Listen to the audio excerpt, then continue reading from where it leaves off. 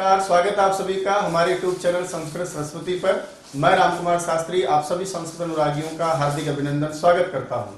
दोस्तों, यदि आपने अभी तक इस चैनल को सब्सक्राइब नहीं किया तो इसे सब्सक्राइब करें, लाइक करें, शेयर करें और वीडियो देखने के बाद इस चैनल पर कि ये वीडियो आपको कैसा लगा कमेंट्स बॉक्स में आप कमेंट करके मुझे जरूर बताइएगा। मैं आपकी कमेंट की प्रतीक्षा में रामकुमार शास्त्री एक बार फिर आपका हार्दिक अभिनंदन करता हूं। चलिए आज की क्लास शुरू करते हैं। सरस्वती वंदना हम करेंगे। माँ शारदे को नमन, सरस्वती नमः। शुक्लां ब्रह्म विचार सार परिमां आद्यां जगद्व्यापिनीं वीणा पुस्तक धारिणीं अभयदां जाड्यान्धकारपहाम् अस्ते स्फाटिकमालिकां विदधतीं पद्मासने संस्थितां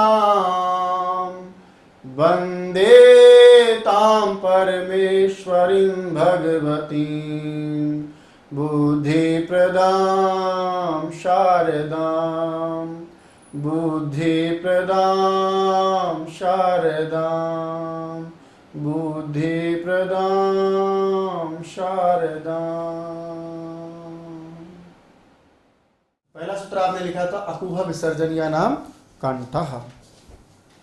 अब उसके बराबर में आप चलते चलें। सबसे पहले हम स्वर लिखेंगे। इसमें कौन कौन से स्वर आ रहे हैं? तो कौन स्वर है इसमें? अ। कौन स्वर आ रहा है इसमें? अ। एक स्वर आ रहा है, इसका नाम है ए।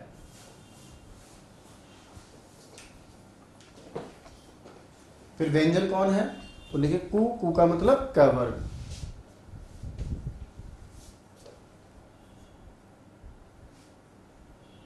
क वर्ग। क वर्ग में कौन कौन से अक्षर आएंगे? क ख ग घ न। क ख ग घ न।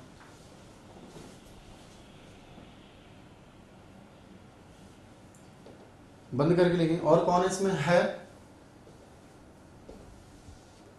और है के बाद एक अक्षर है आपका जिसका नाम क्या है? विसर्ग।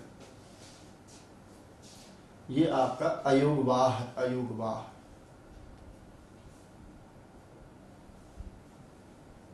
ठीक है। बोला इन सब का उच्चारण स्थान तो क्या लिखेंगे? उच्चारण स्थान का कॉलम में कंठ। कंठ।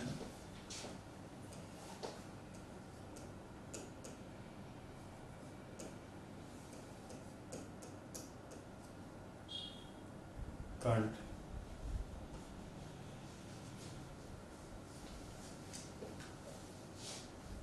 कंठ। इसलिए इनका नाम क्या पड़ा? कंठ वर्ण।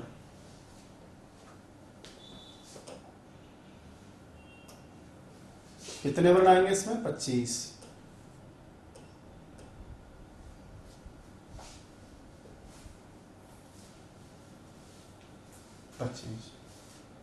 हो गया। अगला था ईचू या शानाम तालु। लेकिन स्वर है इसमें ई।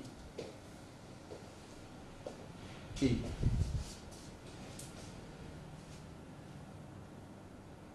फिर है चू। चू मतलब च वर्ग।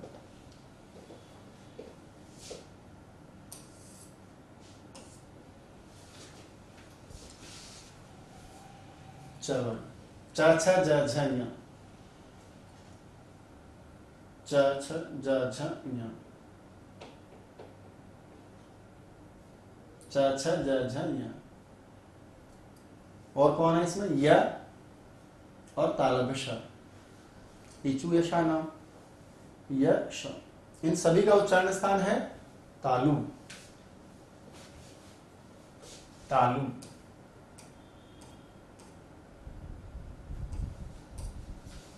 तालु। इसलिए नाम क्या है इनका? तालव्य वर्ण। तालव्य वर्ण। कितने हैं? 26 वर्ण है इसमें।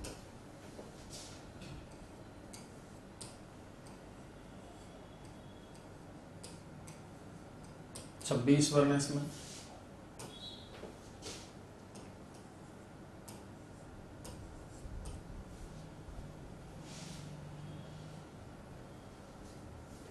ठीक है। उसके बाद देखिएगा रेटु रसाणा मूर्धा। रेटु रसाणा मूर्धा, इसमें री स्वर है 18 प्रकार का। फिर टू, टू मतलब ट वर्ग, 5 अक्षर है इसमें। टाठा डाढ़ाना, टाठा डाढ़ाना, टाठा डाढ़ाना। फिर 2 अक्षर और आगे र और श, र और श। इन सब के उच्चारण स्थान कौन है? मूर्धा। ब्रैकेट में लिखना शिरः। मूर्धन शब्द को शिरस भी कहा गया। मूर्धा शिरः। मूर्धा से उच्चरित इसलिए इनका नाम है मूर्धन्य वर्ण। मूर्धन्य वर्ण, मूर्धन्य वर्ण। कुल कितने वर्ण है इसमें? 25।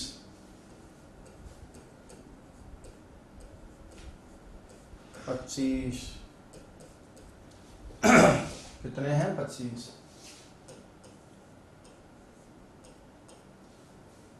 चलिए आगे लिखिए। लृतुलसानाम दंताः। लृतुलसानाम दंताः। लृतुलसानाम दंताः, इसमें है कौन सा स्वर? लृ स्वर। कौन सा स्वर आपका इसमें? लृ स्वर।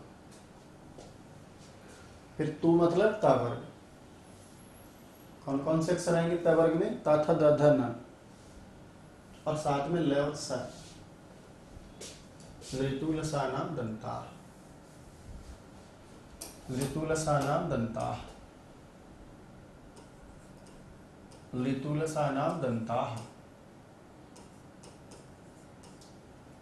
ठीक है। इन सभी वर्णों का उच्चारण स्थान क्या पढ़ रहे हो आप? दंत, दंत, दंत। इसलिए क्या कहलाते हैं? दंत्य वर्ण। दंत्य वर्ण, दंत्य वर्ण, दंत्य वर्ण, दंत्य वर्ण।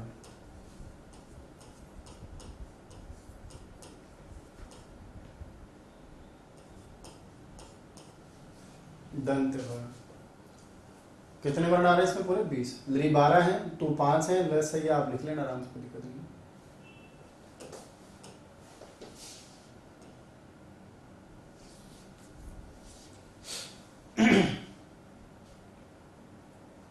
फिर पढ़ा हमने उपपद्मानीय नाम औष्ठव। उपपद्मानीय, उपपद्मानीय नाम औष्ठव। इसमें हम पढ़ेंगे स्वर कौन सा है? उ। फिर है पू, पू माना पावर्ग। पावर्ग में अक्षर आते हैं पाफा बाभा मा, पाफा बाभा मा। ये पढ़ाया मैंने आपको पद्मानी, इसलिए ज्यादा लिखा नहीं मैंने। प और फ के आगे अर्ध विसर्ग लगा लो, उपद्मानी लिख लो। इन सभी वर्णों का उच्चारण क्या बताया मैंने? औष्ठ। क्या बताया? औष्ठ। इसलिए क्या कहलाते हैं? औष्ठ्य वर्ण कहलाते हैं। औष्ठ्य वर्ण। कितने हैं? 24 वर्ण हैं। कितने हैं? 24।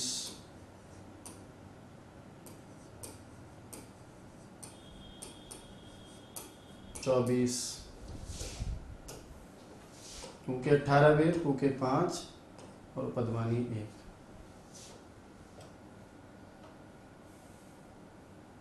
ऊ के 18, ऊ के 5 और पद्मानी का 1।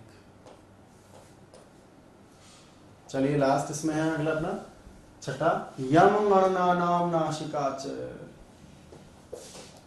यम गणनानाम नासिकाच। यम गणनानाम नासिकाच। इसमें कोई स्वर नहीं है, व्यंजन कितने? 5। तो लिखो यामा गणना। स्वर कोई है नहीं इसमें, 5वें अक्षर है प्रत्येक वर्ग का। यामा गणना, यामा। इन सभी का उच्चारण स्थान एक तो क्या बताया आपने? नासिका। अब नासिका के साथ लिखो प्लस अपने अपने वर्गानुसार भी होता है, प्लस अपने अपने वर्गानुसार भी होता है, इसलिए दो दो हैं इनके, प्लस अपने अपने वर्गानुसार भी होता है, अपने अपने वर्गानुसार भी होता है। इसलिए इनका नाम क्या है, मुख और नासिका दोनों से उच्चरित होते हैं ना, इसलिए इनका नाम है अनुनासिक वर्ण। अनुनासिक वर्ण संख्या कितनी है, 5 है ना, यमुना नहीं पढ़ा है, इनके वेद भी नहीं है, तो 5 5। ठीक है। आगे देखो साहब, इसलिए इनको हम क्या कहते हैं, अनुनासिक कहते हैं। 7वां सूत्र है ए दैतो कंठ तालु, ए दैतो कंठ तालु। इसमें ए ऐत के द्वारा दो स्वर आते हैं, ए ऐ, व्यंजन इसमें कोई है ही नहीं, स्वर कौन है इसमें, ए ऐ, व्यंजन इसमें कोई नहीं। उच्चारण स्थान क्या है इनका, कंठ तालु। कंठ तालु क्यों है वो उसके लिए समझाया था कि ए और ए से बनता है, आई प्लस ए से बनता है, तो इसमें कोई विशेष बात नहीं है। नाम हमने अलग अलग दो दो से इसका कोई नाम नहीं। कौन से वर्ण है इसमें, कितने वर्ण है, 24 वर्ण। कितने वर्ण है इसमें, 24 वर्ण।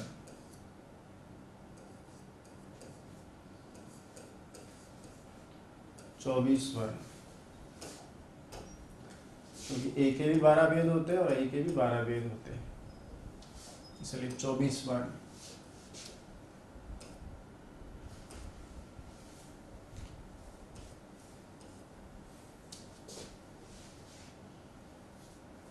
ठीक है, आगे बढ़िए। अगला है औदौतोः कंठोष्ठम। उसमें औत औत के द्वारा दो स्वर हैं, ओ और औ, और औ। व्यंजन इसमें कोई नहीं है। उच्चारण स्थान है इसके कंठ और औष्ठ, कंठ और औष्ठ।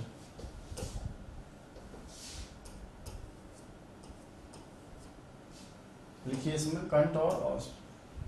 कितने वर्ण पढ़ेंगे आप इसमें, 24, क्योंकि ओ के भेद भी 12 और औ के भेद भी 12।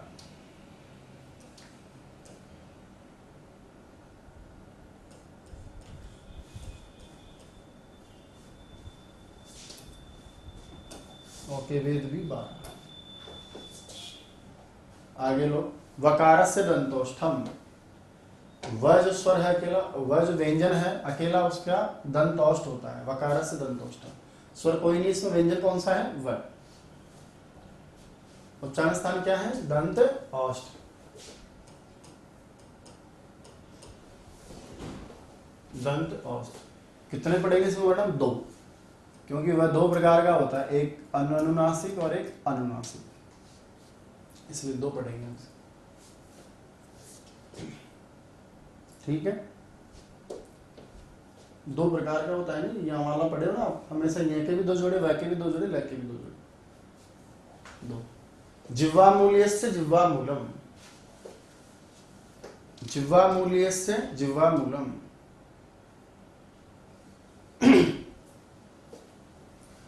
स्वर कोई नहीं है, व्यंजन में भी नहीं, अयोगवा है। जिह्वामूल्य में लिखते हैं क ख के आगे आधा विसर्ग। इस वर्ण का जो उच्चारण स्थान है वो आपको बताया है जिह्वामूल। जिह्वामूल, और जिह्वामूल होने के कारण का नाम ही क्या पड़ गया, जिह्वामूलीय। जिह्वामूलीय अर्ध विसर्ग का ही भाग है, इसे संख्या में एक ही गिनेंगे इसको हम,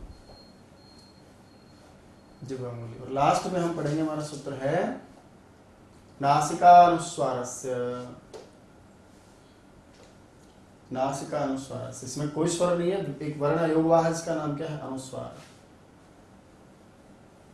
अनुस्वार उच्चारण स्थान क्या है? नासिका। नासिका।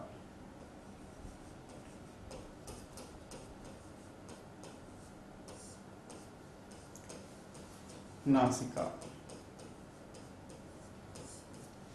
ठीक है भाई, ये भी अयोगवाह, ये भी अयोगवाह, विसर्ग भी अयोगवाह, उपदमानी भी अयोगवाह।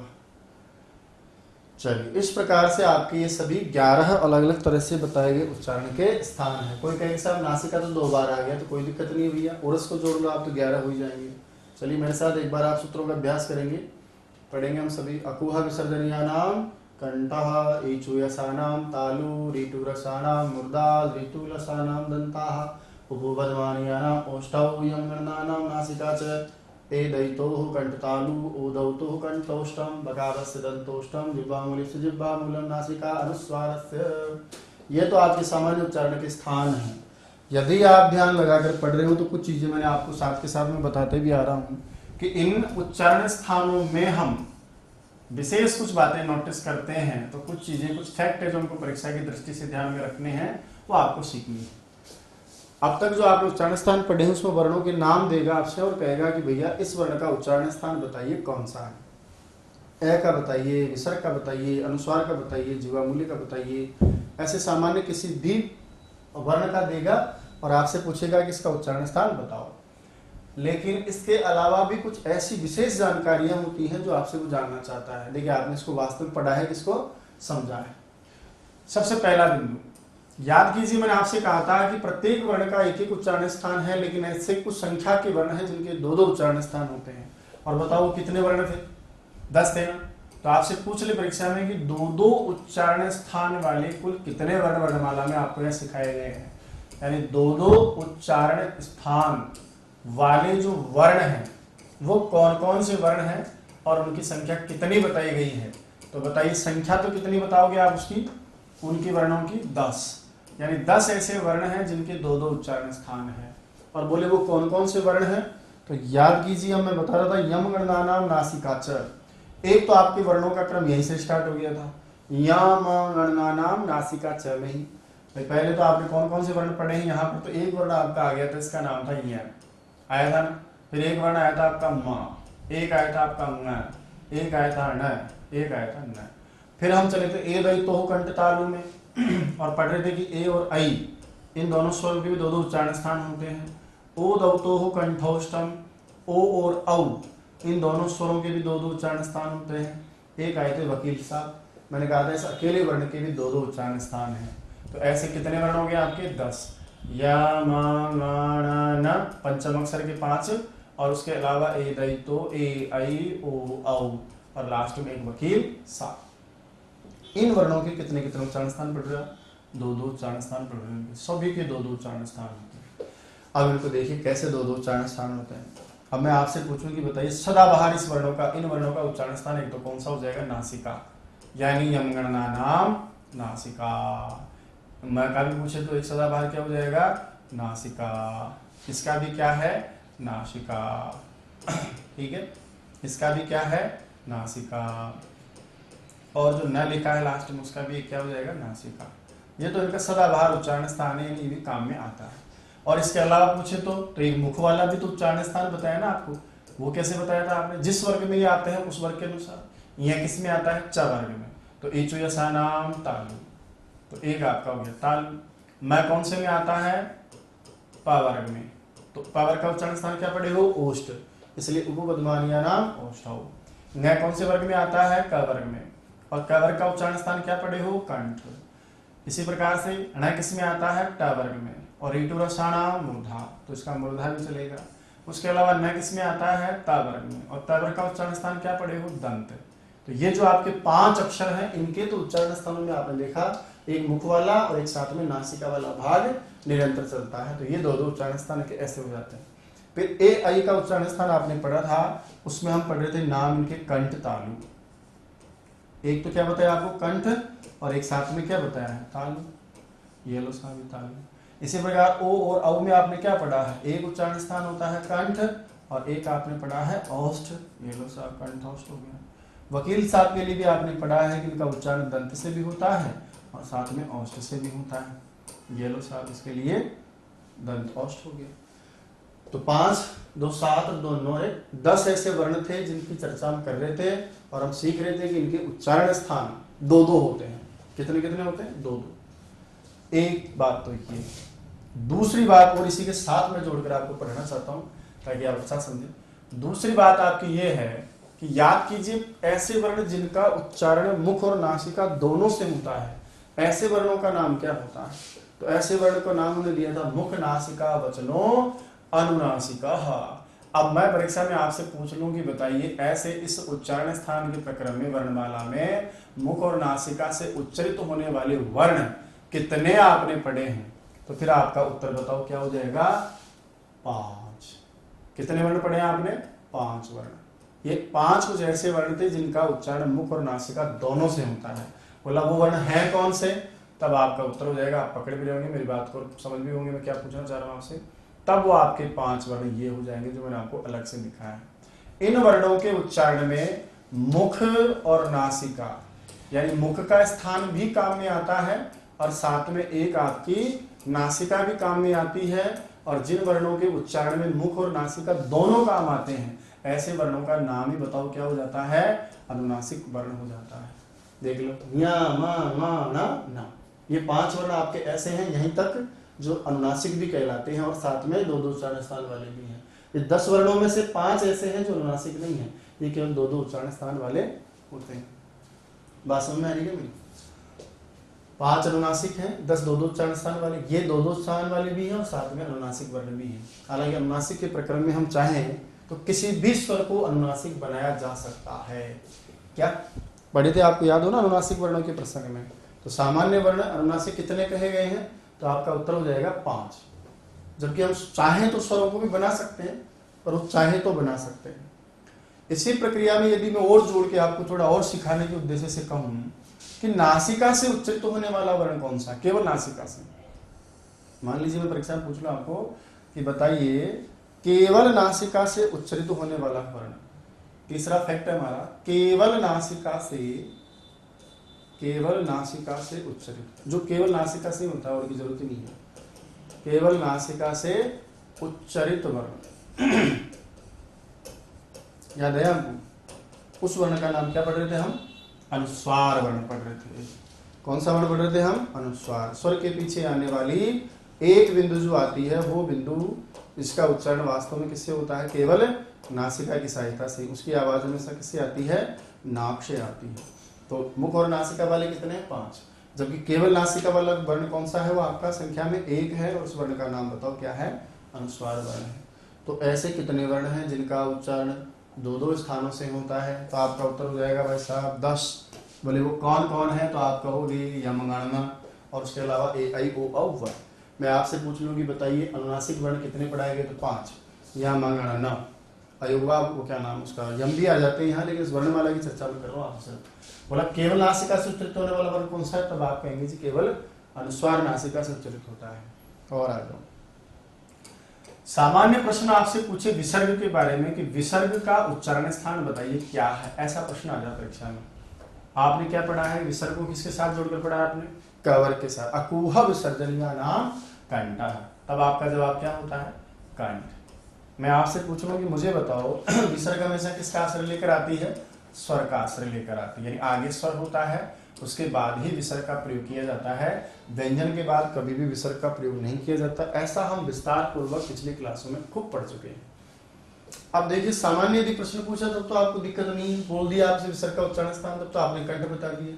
लेकिन विसर्ग का प्रयोग जब किसी स्वर के साथ देकर के आपसे पूछ ले, वो स्वर भी आपको दिखाई दे रहा है, साथ में विसर्ग दिखाई दे रही है, और वो स्वर मान लो किसी शब्द के अंत में हो, ऐसे प्रसंग में जब किसी शब्द के साथ या किसी स्वर के साथ, क्या किसी स्वर के साथ विसर्ग देकर के पूछ ले, या यूं कह सकते हैं कि मान लीजिए किसी शब्द के अंत में कोई स्वर था और उस शब्द के साथ में जुड़े हुए विसर्ग का लेकर के आपसे कोई परीक्षा का प्रश्न पूछ ले कि अब बताओ यहाँ विसर्ग का उच्चारण स्थान क्या है, तो आपका जवाब क्या है। तो याद रखिएगा दोस्तों, किसी शब्द में ऐसा जब आपसे प्रसंग देकर के उच्चारण स्थान जानना चाहे तो विसर्ग का जो उच्चारण स्थान होगा उस प्रसंग में, विसर्ग का उच्चारण स्थान, विसर्ग का उच्चारण स्थान उस प्रसंग में बताने के लिए याद रखना, जिस स्वर का आश्रय लेकर के आती है ना, उस स्वर का जो उच्चारण स्थान होगा उस स्वराश्रित होने के कारण विसर्ग का उच्चारण स्थान भी स्वर के समान ही होगा। किसके समान होगा? स्वर के समान ही उच्चारण स्थान कहा जाएगा। बोले नहीं समझे ना, बस विसर्ग अकेली तो आ ही नहीं सकती ना, किसी न किसी स्वर का सहारा लेकर तो आएगी, और जब सहारा लिया हुआ स्वर साथ में दिखाई दे, उस स्वर का जो उच्चारण स्थान होगा जिसके साथ वो आ रही है, वही विसर्ग का उच्चारण स्थान भी कहा जाएगा। बोला कैसे? तो देखो ऐसे, जैसे मेरे पास में शब्द क्या है? रामः। मैंने शब्द लिया जैसे हरिः, मैंने शब्द लिया जैसे गुरुः, है ना, मैंने शब्द लिया जैसे शब्द लिया मैंने मातृः, मैंने शब्द लिया जैसे हरेः, मैंने शब्द लिया जैसे गुरुः। ठीक है, यहां पर मैं जो विसर्ग का प्रसंग पूछ रहा हूं, वास्तव में वो प्रसंग किसका है? स्वर आश्रित विसर्ग का प्रसंग है ना, उसका प्रसंग पूछ रहा हूं। किसका? स्वर आश्रित विसर्ग का प्रसंग है। यहां स्वर आश्रित विसर्ग का उच्चारण स्थान पूछ रहा हूं। अब इसका जवाब कैसे देना? जैसे आपको शब्द में विसर्ग का पूछे कि रामा में विसर्ग का बताओ, गुरु में बताओ, हरि में बताओ, मातृ में बताओ, हरे में बताओ, गुरु में बताओ, तो आपको सिंपल सा काम करना, पहले चेक करो कि ये विसर्ग किसके सहारे आ रही है। चलो मैं बताता हूँ आपको। यहाँ बताओ किसके सहारे आ रही है? ए के सहारे। तो जो ए का उच्चारण स्थान होगा वही विसर्ग का होगा। यहाँ किसके साथ आई? ई के साथ। यहाँ ऊ के हिसाब से, यहाँ दीर्घ री के हिसाब से, यहाँ एह के हिसाब से, और यहाँ ओह के हिसाब से। तो जिस स्वर का आश्रय लेकर विसर्ग आपको दिखाई दे रही है ना, उसी के हिसाब से आपको इनके उच्चारण स्थान बताने हैं। अब मुझे बताइए, रामा में किसके सहारे आई है? अह के सहारे। और अह का उच्चारण स्थान, जो अ का उच्चारण स्थान है वो क्या है? कंठ है। तो यहाँ रामा में विसर्ग का उच्चारण स्थान क्या हो जाएगा? कंठ।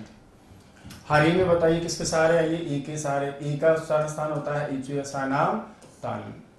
उ बताइए गुरु में किसके सहारे आई है? उ, और उ का उच्चारण स्थान क्या होता है? औष्ठ। तो इसका भी क्या हो जाएगा? औष्ठ। मातृ में द्वितीय का बहुवचन रूप है, दीर्घ ऋकारियां देख रहे हैं, इसमें बोले किसके सहारे आई है? दीर्घ री के साथ ऋतु रसाणाम मूर्धा। तो विसर्ग का भी क्या बताना है आपको? मूर्धा।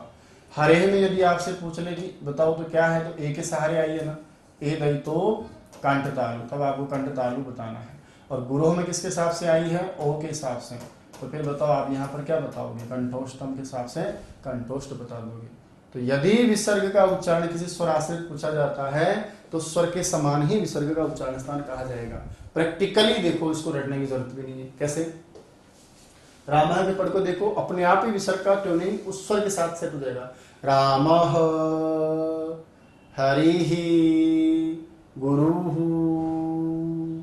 मातृः हरेः गुरोः, ऑटोमेटिक ही सेट हो जाता है, उस स्वर के उसमें घुल मिल जाती है। ठीक है, इस तरह से पूछ ले विसर्ग का उच्चारण स्थान, तो आपको क्या बताना है? स्वर के आश्रित। सामान्य परीक्षा का प्रश्न हो तो दिक्कत ही नहीं, कंठ बता दो, कंठ बता देना। तो चार चीजें हो गई भाई साहब। दो दो उच्चारण स्थान वाले कितने वर्ण हैं? 10। कौन कौन? या म ण न ए ऐ ओ औ व। बोला अनुनासिक वर्ण कितने बताए गए? इसमें 5 बताए गए। कौन कौन? या म ण न। बोला नासिका केवल से उच्चारित होने वाला वर्ण पूछे तो अनुस्वार, और पूछे कि विसर्ग का उच्चारण स्थान कंठ, और बोले रामायण में बताओ तो कंठ, हरि में बताओ तो फिर उस हिसाब से बता देना जिसके साथ में वो आ रही है। नोट करो, उच्चारण स्थान में विशेष बातें। लिखो भैया, उच्चारण स्थान में विशेष बातें। क्या क्या विशेष बातें हैं? उच्चारण स्थान में विशेष बातें। नंबर 1, नंबर 1 लिखिए, वर्णमाला के 10 ऐसे वर्ण हैं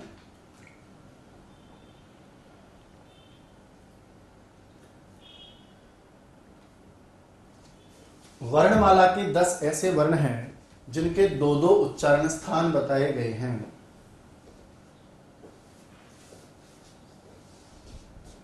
जिनके दो दो उच्चारण स्थान बताए गए हैं।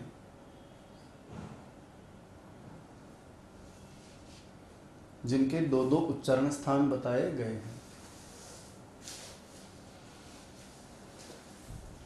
अन्य सभी वर्णों का एक एक उच्चारण स्थान ही होता है। अन्य सभी वर्णों का एक एक उच्चारण स्थान ही होता है।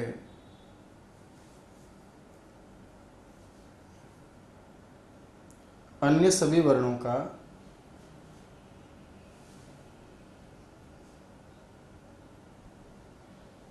एक एक उच्चारण स्थान ही होता है। अब लिखे कौन है वो 10 वर्ण दो दो उच्चारण स्थान वाले, तो ऊपर से नीचे लिखो जैसे मैंने ब्लैक बोर्ड पर लिखा है।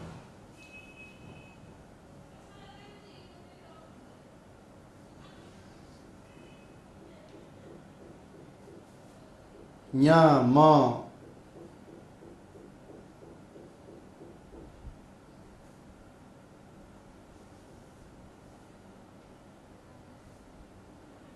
न न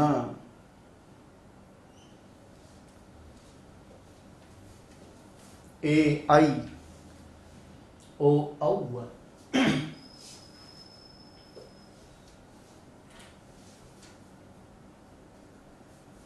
और फिर बराबर में आप लिखें उच्चारण स्थान दो दो कौन से हैं इनके।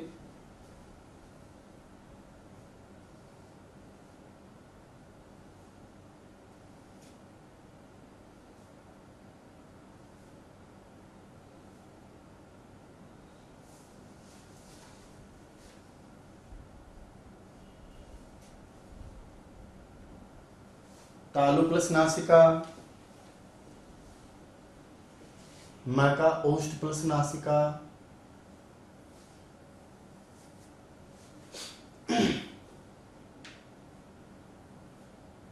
इसी प्रकार ण का मूर्धा प्लस नासिका,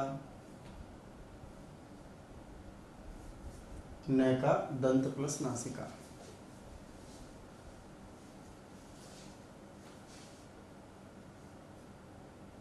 ए आई का क्या लिखेंगे हम, कंठ प्लस तालु,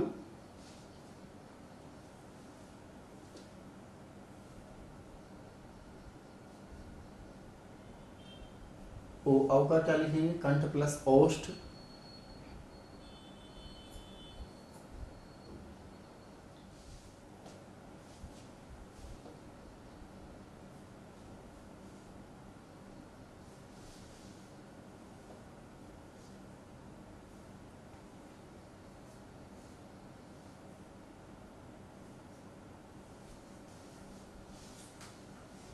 हो गया।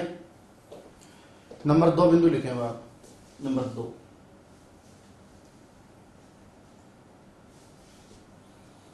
लिखिए, 5 वर्ण अनुनासिक वर्ण कहे गए हैं। 5 वर्ण अनुनासिक वर्ण कहे गए हैं। 5 वर्ण अनुनासिक वर्ण कहे गए हैं।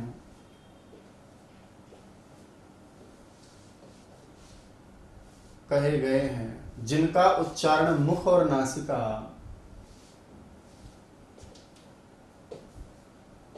जिनका उच्चारण मुख और नासिका दोनों से होता है।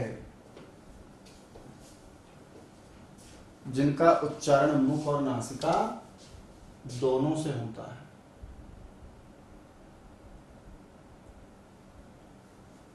अब वो कौन कौन से वर्ण है 5, तो वापस में यहीं से काट लिया ना मैंने ऐसे, तो आप भी लिखो वापस ऊपर से या मांगण यहां तक, या फिर नीचे लिखो म, फिर नीचे लिखो न, फिर लिखो ण और फिर लिखो न।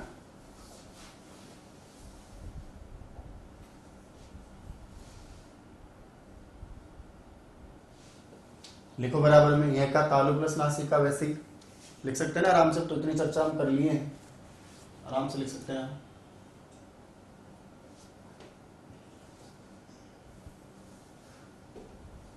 म का ओष्ठ प्लस नासिका, न का कंठ प्लस नासिका,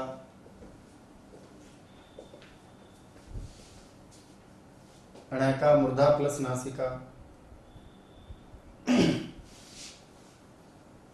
और न का दंत प्लस नासिका। ठीक है भैया। तीसरा बिंदु लिखो, लेकिन केवल नासिका से उच्चरित वर्ण, यानी जो सिर्फ नासिका से ही काम चल जाता है इसका, केवल नासिका से उच्चरित वर्ण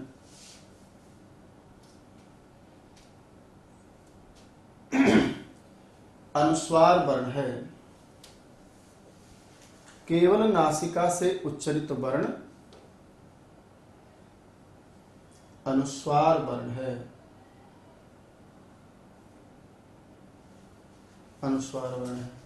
नंबर 4 जो थोड़ा विशेष भी है, नंबर 4 लिखें, सामान्य विसर्ग का उच्चारण स्थान,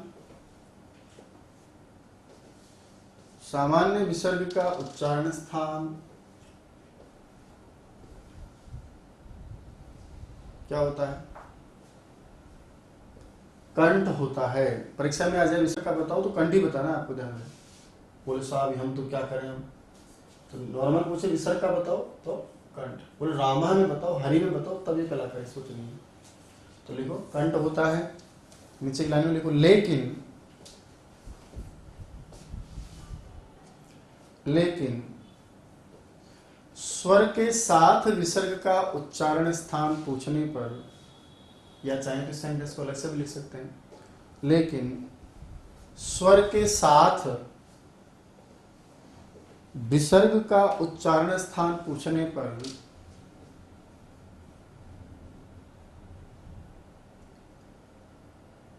स्वर के साथ विसर्ग का उच्चारण स्थान, जो स्वर के साथ आ रही है दिख रही है आपको, उस विसर्ग का उच्चारण स्थान पूछने पर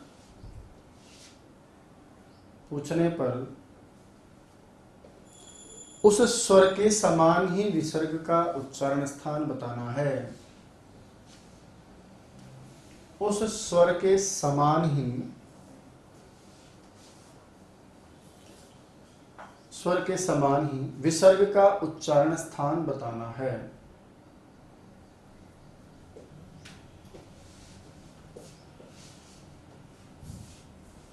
विसर्ग का उच्चारण स्थान बताना है। जैसे ये 4 बातें विशेष हैं, पर जब मैं क्लास में एक बार पढ़ा रहा था, किसी ने कहा कि सर इसमें अलग अलग अयोगवाह वर्णों का प्रयोग किया आपने, और इन अयोगवाह का यदि अलग से मैं पूछना चाहूँ, जानना चाहूँ, तो अयोगवाह जो वर्ण है उन वर्णों का उच्चारण स्थान कैसे कैसे बताया गया है।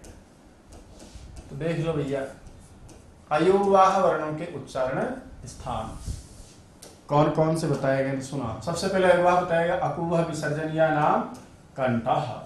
सूत्र में कौन सा अयोगवाह वर्ण है आपका? विसर्ग आया ना सबसे पहले, तो ये आया, ठीक है। उसके बाद में अकुवह विसर्जन कंठ इचे सानाम तालु बेटो सानाम ऊर्जा बिंदु सानाम दंता उपपद्मानीय नाम उष्टो। फिर आया आपका उपपद्मानीय वाला वर्ण, उपपद्मानीय। उपपद्मानीय समझ रहे हैं आप? प और फ के आगे अर्ध विसर्ग यदि लगा दिया जाता है, प और फ के आगे अर्ध विसर्ग लगा दिया जाता है, तब इसको हम क्या कहते हैं? उपपद्मानीय वर्ण कहते हैं। इसके बाद फिर हम आगे बढ़े, यम गणनानाम नासिका च ए द्वैतो कंठ तालु ओ दोतो कंठोष्टम बकारस्य दंतोष्टम जिह्वामूल्यस्य जिह्वामूल्यम। तो ये हमने लिया जिह्वामूलीय वर्ण, ये आपका जिह्वामूलीय वर्ण हुआ। जब कै और ख से पहले हम आधा विसर्ग लगाते हैं तो इसको क्या बोलते हैं? जिह्वामूलीय बोलते हैं, तो जिह्वामूलीय किया जाएगा। और फिर लास्ट में हमने एक पढ़ा दोस्तों अनुस्वार। आगे ना आप कह लेंगे यम को भी हम ले लेते हैं इसमें, लेकिन यहाँ परिग्रह नहीं किया गया यम का, तो फिर यम के हिसाब से या उसके हिसाब से अनुस्वार के हिसाब से हम क्या बोलेंगे इसको? ये लो अयोगवाह, ठीक है। अभी जो 4 वर्ण आप देख रहे हो ना, चारों प्रकार के, जो इनका ही नाम लिया गया यहाँ पर, तो इनके बारे में बात कर रहा हूँ। अब देखिए विसर्ग, उपपद्मानीय, जिह्वामूलीय और अनुस्वार, इन सभी का उच्चारण स्थान यदि हम सीखना चाहें तो बताओ विसर्ग का उच्चारण स्थान क्या है? कंठ है। उपपद्मानीय का क्या है? उपपद्मानीय नाम औष्ठ है। जिह्वामूलीय का क्या है? जिह्वा मूल है। और अनुस्वार का उच्चारण स्थान क्या बताया है? नासिक। तो ये अयोगवाह वर्णों के उच्चारण स्थान, हेडिंग डालो लास्ट में, अयोगवाह वर्णों का उच्चारण स्थान। छोटी सी बात है, उसमें से निकाला मैंने, अलग से कुछ कहा भी नहीं है यहाँ पर। तो लिखे अयोगवाह वर्णों के उच्चारण स्थान, अयोगवाह वर्णों के उच्चारण स्थान। सबसे पहला वर्ण क्या लिखेंगे आप? विसर्ग। सबसे पहला वर्ण क्या लिखेंगे हम? विसर्ग। फिर है उपध्मानीय। उपध्मानीय। और फिर क्या है? जिह्वामूलीय। जिह्वामूलीय। और फिर क्या है? अनुस्वार। अनुस्वार। ठीक है, लिखो सामने क्या है? विसर्ग का कंठ। विसर्ग का कंठ। उपध्मानीय का ओष्ठ। ओष्ठ। जिह्वामूलीय का जिह्वामूल। जिह्वामूल्य से जिह्वामूलम। अनुस्वार का नासिका। क्या है? नासिका। यह युवा को अलग से हम पढ़ेंगे, जिस तरह से पढ़ लेंगे, एक ही बात है। तो ये आपके उच्चारण स्थान थे। सामान्य प्रश्न पूछे जाते हैं, किसी वर्ण की उत्पत्ति का स्थान क्या कहलाता है? उस वर्ण का उच्चारण स्थान कहलाता है। बोला उच्चारण स्थान कितने हैं? 7। पाणिनि शिक्षा में कितने? 8। 8वें का नाम उरस। उरस का मतलब हृदय। वो कौन सा उच्चारण स्थान है जो सभी वर्णों के उच्चारण में मौलिक रूप से काम आता है? तो हम कह देंगे उरस। कंठ से नीचे, नाभि से ऊपर का प्रदेश। बोला पाणिनि शिक्षा में जितने भी आपके वर्ण पढ़े गए उन सभी वर्णों का यदि उच्चारण स्थान पूछे कि वर्णमाला के वर्णों के कुल उच्चारण स्थान, तो आपकी संख्या हो जाएगी 11। अकुह विसर्जनीयानाम कंठः, इचुयसानाम तालु, ऋतुरसानाम मूर्धा, ऋतुलसानाम दंता, उपपद्मानीयानाम ओष्ठौ, यमगणनानाम नासिकाच्च, एवैतो कंठतालु, ओदौतो कंठोष्ठम, बकारस्य दंतोष्ठम, जिह्वामूलस्य जिह्वामूलम, नासिकानुस्वारस्य। ऐसे कितने वर्ण हैं जिनके 2-2 उच्चारण स्थान हैं? तो हम कहेंगे 10। यमगणना ए ऐ ओ औ। अनुनासिक वर्ण कितने बताएं यहाँ पर? 5। यमगणना। और बताओ नासिका मात्र से उच्चारित होने वाला वर्ण 1, अनुस्वार।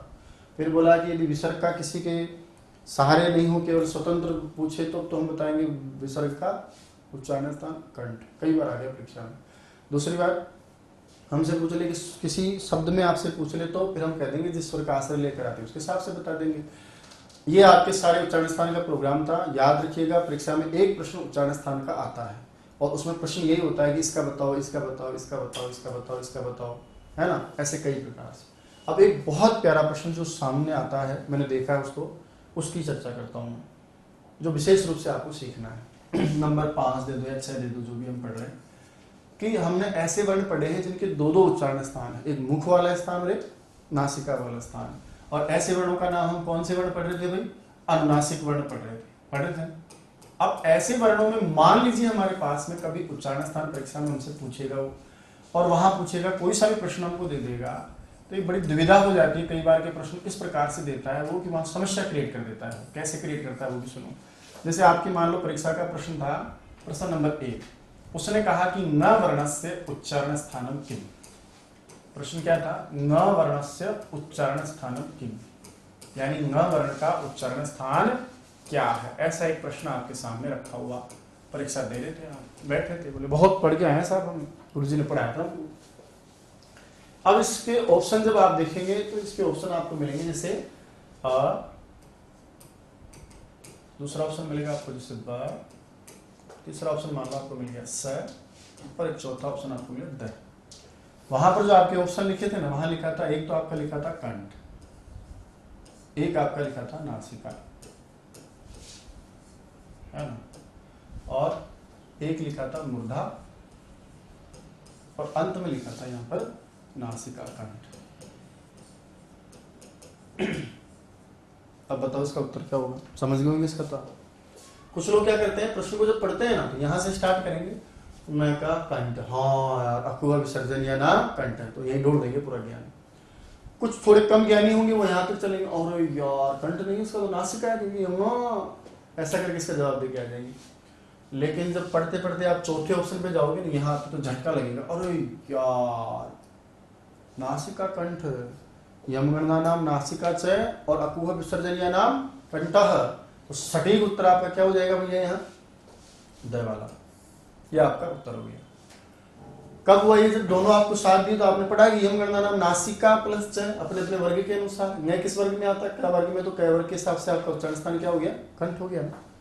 अब और सुनो, यही प्रश्न मान लो इसके अवशब्द ऐसे ना दे और अब की बार इसके अवशब्द में कुछ अलग ही ऑप्शन डाल दे। एक ही प्रश्न है, न वर्ण का उच्चारण स्थान बताना है, केवल ऑप्शन का फर्क दे रहा हूं मैं आपको। यहाँ कुछ अलग ऑप्शन डाल रहा हूं इस बार। जैसे यहां लिखा मैंने कंठ, यहां लिखा मैंने नासिका, यहां लिखा मैंने मूर्धा और यहां लिख दिया मैंने तालु। लो भैया क्या कर लोगे, दे दिया मैंने ऐसे।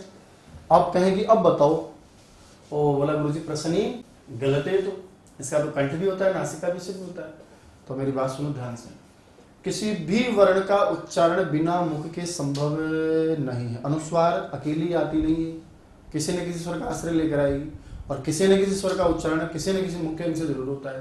तो ये तो हो ही नहीं सकता कि बिना मुख के आप किसी वर्ण का उच्चारण कर लो। हाँ, नासिका के बिना उच्चारण कर सकते हैं, कठिन है थोड़ा, स्पष्ट उच्चारण नहीं होगा लेकिन नामुमकिन नहीं है। लेकिन बिना मुख के उच्चारण पॉसिबल नहीं, ध्यान रखना। जैसे इसी को पढ़ रहा हो तो प्रैक्टिकल न, अभी मुख से पढ़ा और नाक से पढ़ा, लेकिन मैं कहूँगी नाक बंद करें फिर पढ़ते देखें। हवा तो भरी गुब्बारे की तरह नाक में, लेकिन पढ़ तो नहीं है ना। हो सकता है स्पष्ट उच्चारण नहीं हो, नाक ही नाक पढ़ रहे हैं। अब मुख बंद करता हूँ मैं, फिर मैं पढ़ता हूँ। मेरी बात समझ आ रही है आपको? तो ऐसा कोई उदाहरण दे दे जिसमें मुख नासिका दोनों में माथापोड़ी हो जाए, तो झगड़ा हो जाए, तो प्रश्न को गलत करके उसको छोड़ के नहीं आना है। उसमें फिर आपका वो उत्तर हो जाएगा अनुनासिक वर्णों में जब आपके दो ऑप्शन मिलेंगे, एक नासिका और एक मुख वाला स्थान। तो दोनों अलग अलग दे दिया जाए तो आप कौन से वाले उत्तर को टिक करोगे? मुख वाले स्थान को टिक करोगे। अब आप समझ गए आपका उत्तर क्या हो जाएगा यहाँ पर? कंठ। और देखो एक ऑप्शन से और पढ़ लेते हैं। प्रश्न संख्या मान लीजिए 2 है आपके सामने, ये दूसरा प्रश्न है साहब, और उस प्रश्न की लैंग्वेज में लिखा है कि बताइए अणा वर्णस्य उच्चारण स्थानम किम। कौन से वर्ण का? जो अणा वर्ण है उस वर्ण का उच्चारण स्थान क्या होगा? लो साहब, अणा कौन से वर्ग में आता है आपका? ट वर्ग में। ट वर्ग का उच्चारण स्थान क्या होता है? मूर्धा। ये पंचम वर्ण है, मूर्धा के साथ कुछ और भी होगा। ऑप्शन डालते हैं वही आपका अ, 2 बार तो तरह से डालूंगा मैं, वही आपका दूसरा ऑप्शन कुछ होगा ब, कई प्रश्न में दूसरा ऑप्शन मिलेगा। उसी प्रकार यहाँ है स, यहाँ भी स, 2 तरह से पढ़ेंगे ना, यहाँ द और यहाँ पर द। अब जैसे इसका नाम देखेंगे ना, अभिनय का नाम, तो कुछ लोगों को तो गुदगुदी होती है और यहाँ सबसे पहला ऑप्शन मान लो इस बार मैंने नासिका डाल दिया। जैसे ही नाम अभिनय का आएगा आगे पढ़ने की जरूरत ही नहीं, समझते भाई साहब, बस हो गया ये सारा ज्ञान, ढोल के आ जाएंगे ना। उसके बाद में यहाँ लिखा मैंने मूर्धा, फिर यहाँ लिखा मैंने दंत और फिर लास्ट में लिख दिया नासिका मूर्धा। दोनों लिख दिया मैंने, नासिका मूर्धा। या ऐसा भी लिख सकता था ए तथा ब, ऐसा भी मैं कुछ कर सकता था। उत्तर क्या हो गया भाई? जब दोनों साथ आ जाए तो माथापोड़ी नहीं है, तो आपके समझ में आ गया। इसी प्रश्न के वापस में ऑप्शन डाल दूं कि इसका उच्चारण स्थान क्या होगा। एक हो गया नासिका, एक हो गया आपका मूर्धा, एक हो गया आपका दंत और एक हो गया आपका तालु। अब बताओ क्या होगा? ऐसी स्थिति में मुख और नासिका दोनों में से आप किसको वरीयता देंगे? मुख को वरीयता देंगे। कौन से वर्ग में आता है? ट वर्ग में। तो मुख वाला स्थान कौन सा? ऋतु रसाणाम मूर्धा। तो ऐसे प्रश्नों में जब अनुनासिक वर्णों में आपको नासिका और मुख के किसी स्थान में से वरीयता देनी हो तो आप किसको स्थान को वरीयता देंगे? मुख वाले स्थान को प्राथमिकता देनी है। यानी आपका ये उत्तर हो जाएगा। क्यों? क्योंकि उसका कारण है भाई, उसके पीछे प्रमाण है, उसके पीछे साक्ष्य है कि बिना मुख के उच्चारण संभव ही नहीं है। बिना मुख के स्थान के किसी भी वर्ण का उच्चारण संभव नहीं है, संभव नहीं है। उच्चारण नहीं कर सकते आप, बिना थोपड़े के कैसे उच्चारण कर लेंगे आप? इसलिए उसका उच्चारण स्थान मुख वाला स्वीकार किया जाता है। तो लास्ट बिंदु जो भी है नंबर 5 डाल के लिखें, विशेष में आप प्रकृति को लिखो।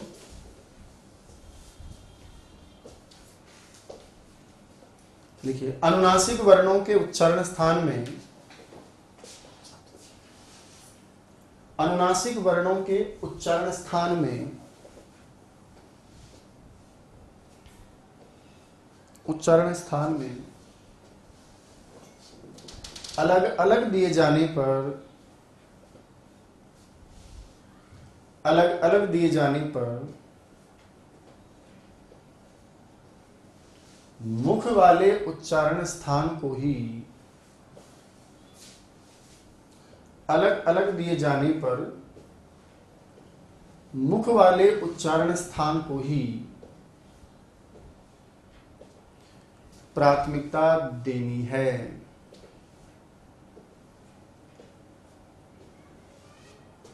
मुख वाले उच्चारण स्थान को ही प्राथमिकता देनी है, क्योंकि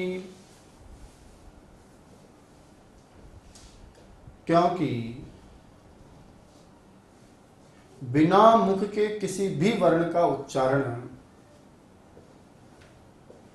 क्योंकि बिना मुख के किसी भी वर्ण का उच्चारण संभव नहीं है। किसी भी वर्ण का उच्चारण संभव नहीं है। ठीक है, इसलिए मुख वाला दोनों साथ आ जाए तो कोई दिक्कत नहीं, जब साथ ना हो तो दिक्कत है। लिखो, जैसे पहला प्रश्न है हमारा, ङ वर्ण से उच्चारण स्थानम के, ङ वर्ण का उच्चारण स्थान क्या है? तो पहला प्रश्न लिखो, ङ वर्ण से उच्चारण स्थानम के।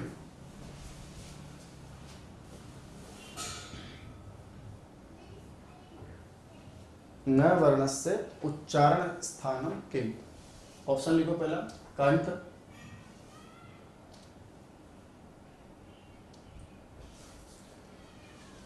दूसरा है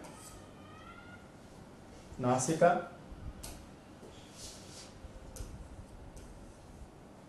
तीसरा है मूर्धा,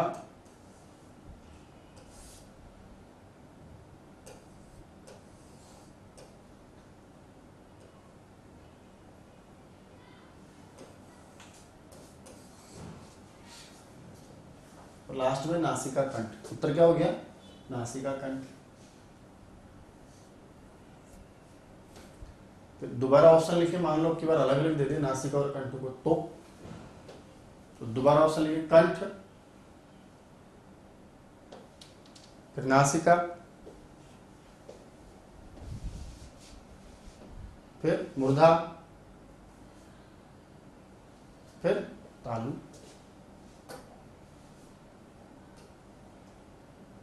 फिर तालु। तब आपका उत्तर क्या हो जाएगा भाई? अब की बार कंठ हो जाएगा। मुख वाले स्थान को प्राथमिकता देनी है, कंठ हो गया। दूसरा प्रश्न लिखे, अण टठ गढ़ अण वर्ण से उच्चारण स्थानम किम, अण वर्ण से उच्चारण स्थानम किम।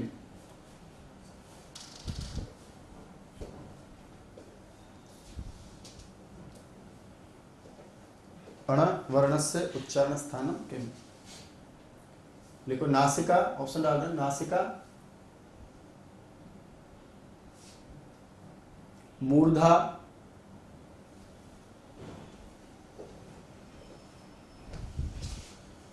दंत,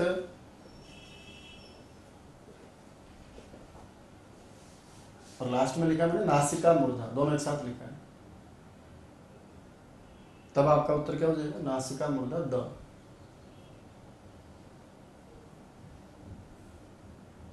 नासिका मूर्धा। वापस ऑप्शन डालो, नासिका, तीन ऑप्शन तो वैसे के वैसे दिए, मैंने आपको चौथा लग करके कबाड़ा कर दिया, दिक्कत हो गई ना। नासिका मूर्धा,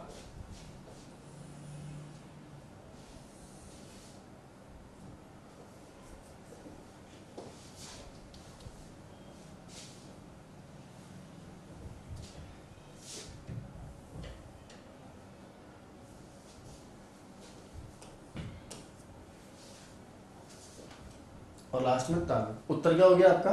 मूर्धा। ठीक है, उच्चारण स्थानों के इस शिक्षण के बाद मैं नहीं समझता कि आपका कोई सवाल हमने जो पढ़ा है उससे बाहर जा सकता है। हालांकि बहुत कुछ चीजें होती हैं और भी जिसको सरल रूप में आपके सामने रखा जाता है, रखा जाना चाहिए, पर जिस स्तर पर आप पढ़ रहे इस समय, रीट या स्टेट या किसी भी राज्य का टेट एग्जाम है, टीचर एलिजिबिलिटी टेस्ट है, उसके लिए जितना सिलेबस आपके लिए निर्धारित है उसकी मर्यादा में रह करके उससे 20% अधिक हम पढ़ रहे हैं, और उसके हिसाब से भी हम बात करें तो इससे ज्यादा। अच्छा, आप पढ़ रहे होंगे तो आपसे बड़ी बातें कौन जानता है? ऐसा तो है नहीं कि राम कुमारी जन्मा है संस्कृत सरस्वती का पुत्र, और उसके अलावा कोई संस्कृत आपको पढ़ा ही नहीं सकता, या पढ़ाया नहीं होगा, या पढ़े नहीं होंगे, ऐसा तो कुछ है ही नहीं। सनातन काल से ज्ञान की गंगा बहती आ रही है, संस्कृत और संस्कृति की धारा निरंतर प्रवाहमान है। तो इसमें न जाने कितने ही आपके मार्गदर्शक, कितने ही शिष्य आचार्य आते हैं, बह जाते हैं, चले जाते हैं। तो आपने निस्संदेह बहुत सारे लोगों से संपर्क में आपने कुछ सीखा होगा। लेकिन मैं समझता हूँ कि यहाँ जो हम सीख रहे हैं ना, एक तो मैटर, एक उसके देने का एक व्यवस्थित क्रम, एक साथ में अभिव्यक्ति की स्वाभाविकता, ये सब चीज़ें क्या होती हैं, बहुत ऐसी चीज़ें होती हैं जिससे हम नॉर्मल नहीं चाहते हुए भी अनायास ही न जाने कब सीख जाते हैं। तो आपको भी लग रहा होगा कि यार इतना सब कुछ इस तरह से, इस वे में ये पाठ्यक्रम आपको मिल रहा है। यकीनन यदि आपके पास किताबें पढ़ी होगी ना, उस किताब में भी ये सब चीज़ें इस तरीके से नहीं मिलेंगी और इस तरह का व्यवस्थित मैटर आपको नहीं मिलेगा। तो मेरे कहने का मतलब है कि जो आप महसूस कर रहे हैं कुछ ऐसा ही निरंतर आप इसको बनाए रखिएगा। निश्चित रूप से और भी आगामी जो कक्षाएं जटिल है, जिससे आपके लिए कारक है, समास है, प्रत्यय, बहुत सीधे शब्दों में बहुत बढ़िया तरीके से हम पढ़ेंगे। इसलिए लगातार बने रहिएगा। जो विषय वस्तु आपको दी जा रही है, अगली क्लास में हम चर्चा करेंगे वर्णों के उच्चारण के बाद में उच्चारण में किए जाने वाले प्रयास की, जिसको हम यत्न या प्रयत्न कहते हैं, है ना। और डिटेल में उसको समझेंगे कि उनके भेद क्या है, प्रकार क्या है। इसी तरह जिस तरह इसको हमने बहुत बढ़िया तरीके से उधेड़ा है, एक एक अक्षर का, एक एक शब्द का, एक एक बात का, एक एक प्रक्रिया का, एक एक प्रश्न का पोस्टमार्टम किया है, उसी तरह हम उसका भी पोस्टमार्टम करेंगे। और वो हमारा पाठ्यक्रम के पहले टॉपिक का अंतिम भाग होगा। तो यकीनन और प्रयास करके हम अच्छा सीखेंगे। बने रहिएगा तब तक, ठीक है। तो दोस्तों, ये थी आज की क्लास, एक नए अंदाज में, एक नए विषय वस्तु के साथ, एक नए तरीके के साथ। आशा करता हूँ आज का वीडियो आपको बहुत अच्छा लगा होगा। आज की क्लास आपकी प्रतियोगी परीक्षा के लिए बहुत लाभदायक रहेगी। दोस्तों, ये वीडियो कैसा लगा, वास्तविक आपका अनुभव कैसा रहा, ये कमेंट्स बॉक्स में आप मुझे कमेंट करके जरूर बताएंगे। आपके कमेंट्स को पढ़ करके मैं जवाब दूंगा, और भी हम बहुत सारी अच्छी अच्छी चीजें पढ़ते रहेंगे, सीखते रहेंगे। आपके कमेंट्स से मुझे जो ऊर्जा मिलती है, यकीन मानिएगा आने वाली क्लासें और भी जोरदार होंगी, आपके लिए जो वास्तव में फायदेमंद रहेंगी। रेट और सीटेट या कोई भी सीट परीक्षा होगी, उसमें हम बहुत अच्छे प्राप्त करेंगे। बने रहिएगा चैनल के साथ। जय तो संस्कृतम, जय तो भारतम।